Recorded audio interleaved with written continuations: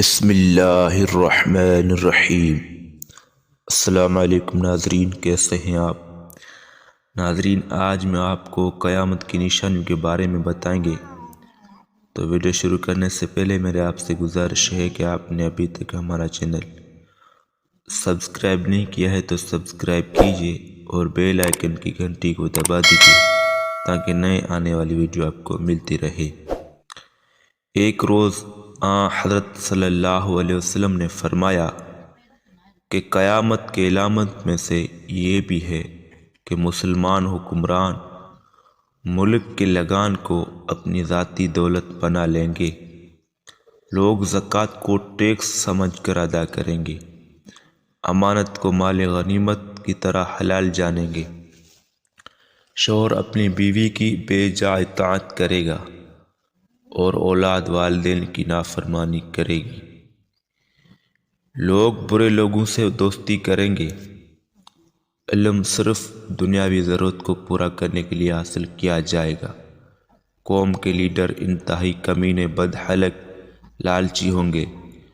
حکومت کے انتظام ایسے لوگوں کے سپرد کر دیے جائیں گے جو اس کے اہل نہیں ہوں گے۔ خوف کی وجہ سے لوگوں کی عزت کی جائے گی۔ شراب نوشی سرعام ہوگی۔ لہو و لیب، ناچ گانا عام ہو جائے گا۔ زناکاری کثرت سے ہوگی۔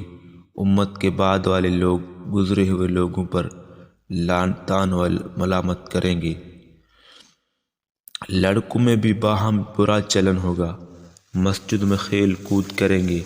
ملاقات کے وقت سلام کرنے کے بجائے ایک دوسرے کو دل لگی کی خاطر گالیاں دیں گے۔